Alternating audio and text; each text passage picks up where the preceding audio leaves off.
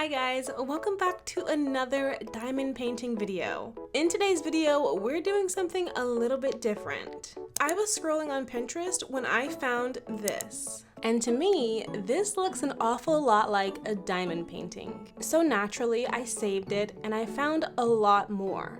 There are seriously so many of these things on Pinterest. A lot of them are from stitchboard.com and braceletbook.com, so I'll have those two sites linked down below. But for today's video, I wanted to start with something a little bit easier, just so I can test the waters. I decided on this donut because it came with color swatches and it only has a few colors. I tried to pick paintings that only had a handful of colors because this is my first time doing this and I didn't want to get overwhelmed. To make it easier on myself, I'm going to go from the ones I think are the easiest to the ones that I think are a little bit harder. So I'm going to start with this simple silhouette of a cat. All this is very much so an experiment, and I have absolutely no clue what I'm doing. When I first saw this image, I thought I had to do this one because it's so cute and it's super simple. However, I did not think about it being completely black, and when I printed it out, I couldn't see the lines anymore. So I decided to take a gel pen and try to outline it in white, but that started to look weird really fast, and also my lines were getting very uneven. So I decided to reprint the image in a different color.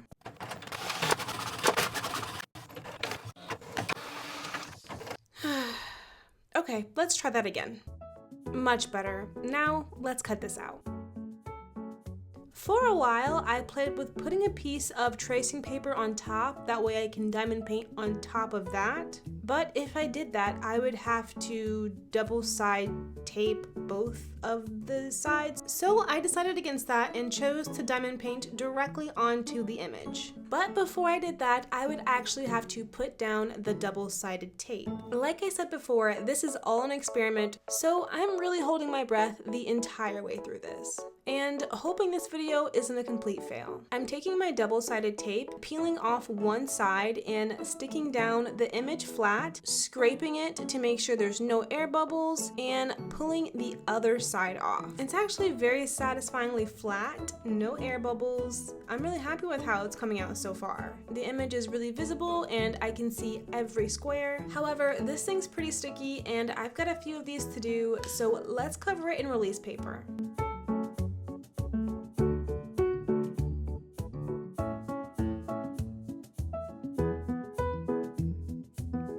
I did the exact same thing to all of the rest and I was left with this.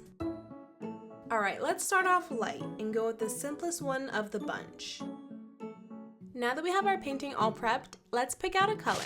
I just got this set of 500 diamonds and I haven't had a chance to kit them all up yet, so this is what I'm working with. For this diamond painting, I'll only need two colors, pink and white. So from here on, it should go just like a regular diamond painting.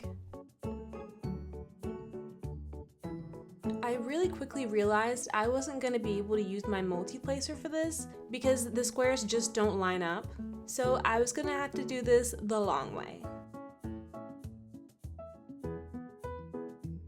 So this is something I didn't think about. You can see the grid underneath the diamonds. Ironically enough, I think if I would have used the black cat, it might have turned out better. At this point, I definitely thought this video was a fail and it wasn't gonna look good. But I decided to keep going and just see what the rest would turn out like.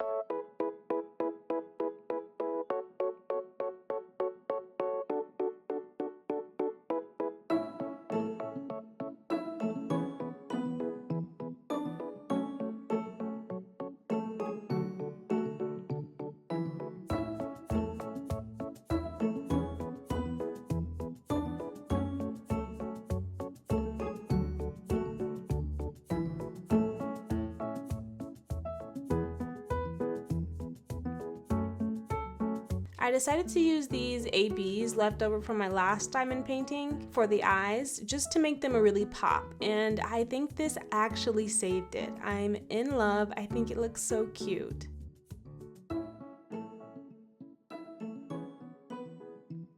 Here is the first diamond painting complete, and I think I might actually be onto something. Let's move on to the next diamond painting. Up next is the donut. It's a little bit more complicated because all of the colors, but I'm really excited to see how this one's gonna turn out.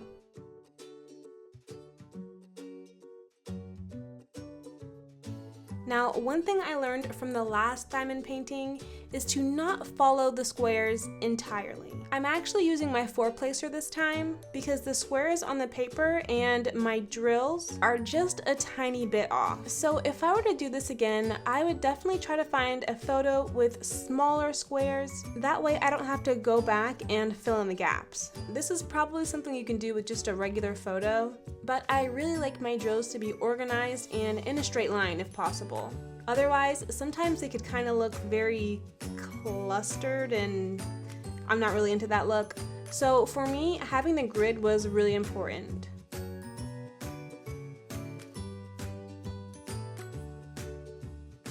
And this is our second diamond painting complete. Up next is a very iconic diamond. This is the plumb bob from Sims. If you don't know what this is a crystal that sits over a player's head in the game Sims. It's a pretty simple pattern and it doesn't have too many colors, so I thought it was perfect for this diamond painting. So I printed this picture out a few times and every time it came out with this huge smudge on it. After a few reprints, eventually I gave up and decided I would just have to cover it with the diamonds. And to my surprise, it actually worked. I don't think it's too visible underneath all the drills.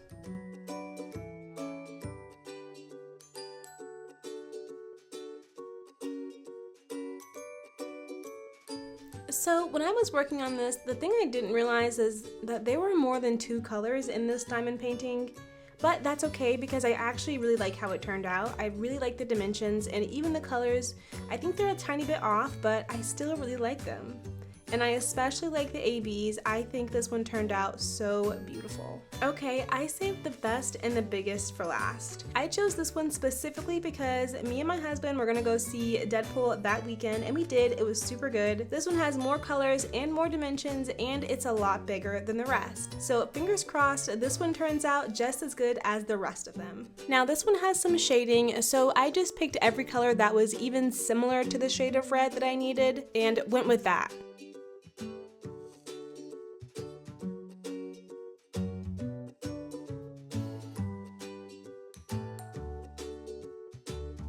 For this one, it was a little bit hard to see all the squares. It's a bit more visible on camera, but for me, it was really dark, so they did look kind of clustered. I wonder if it would have turned out any better if I had used square drills. I unfortunately have no square drills. I decided to go with rounds, and this is a relatively detailed photo, so I think for this one, squares might have been better. Also, I never thought about what I would do with the grid in the background. All of this is just one big experiment, so I didn't give it a second thought.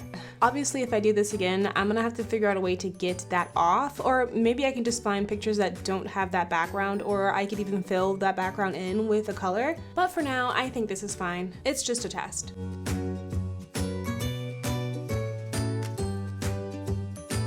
My camera ended up dying, so I did the rest off camera, but here is how they turned out.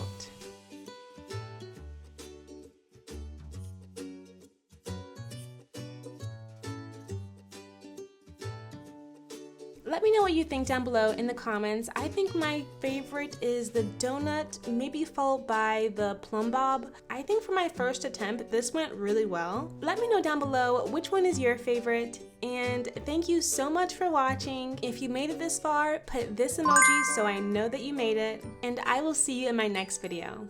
Bye! If you enjoyed this video, here's another one I know you'll like as well.